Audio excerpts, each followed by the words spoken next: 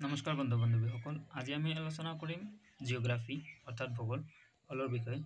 যিসকলে ইতিমধ্যে ABB লিখিত পৰীক্ষাৰ কাৰণে প্ৰিপাৰেশ্যন চলাই আছে বা প্ৰস্তুতি চলাই আছে, সেইসকলৰ কাৰণে এইটো ভিডিঅ' বহুত গুৰুত্বপূৰ্ণ। সেই ভিডিঅ'টো স্কিপ নকৰি শেষলৈকে চাব আৰু ভিডিঅ'টো ভাল লাগিলে আমাৰ চেনেলটো ছাবস্ক্ৰাইব কৰিবলৈ নাপাহৰিব।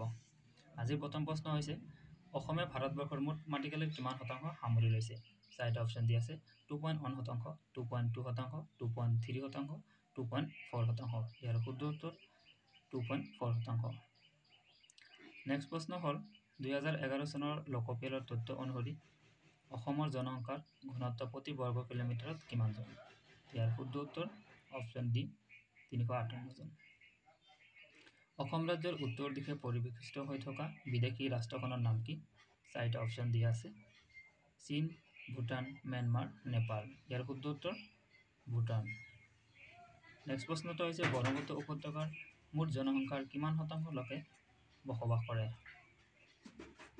চাৰিটা অপশ্যন দিয়া আছে: 65, 75, 85, 95। ইয়াৰ শুদ্ধ উত্তৰ অপশ্যন চি 85 শতাংশ। 2011 চনৰ তথ্য মতে অসমৰ ভিতৰত অধিক জনসংখ্যা থকা জিলাখনৰ নাম কি? চাৰিটা অপশ্যন দিয়া আছে: নগাঁও, ধুবুৰী, কামৰূপ মহানগৰ, বঙাইগাঁও। ইয়াৰ শুদ্ধ উত্তৰ হৈছে অপশ্যন বি নগাঁও জিলা।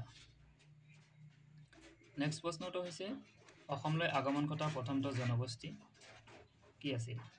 চাৰিটা অপশ্যন দিয়া আছে: অষ্ট্ৰীসকল, মংগোলিয়ানসকল, মিচিংসকল, বড়োসকল। ইয়াৰ ভিতৰত শুদ্ধ উত্তৰ হৈছে অপশ্যন এ অষ্ট্ৰীসকল। নেক্সট প্ৰশ্ন হ'ল, জনসংখ্যাৰ ফালৰ পৰা অসমৰ বৃহৎ জনজাতিটো হৈছে? চাৰিটা অপশ্যন দিয়া আছে: বড়োসকল, মিচিংসকল, ৰাভাসকল, কাৰ্বিসকল। ইয়াৰ শুদ্ধ উত্তৰ হৈছে অপশ্যন এ বড়োসকল।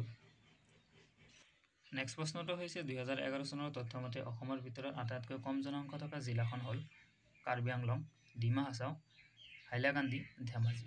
ইয়াৰ শুদ্ধ উত্তৰ হৈছে অপশ্যন বি ডিমা হাছাও।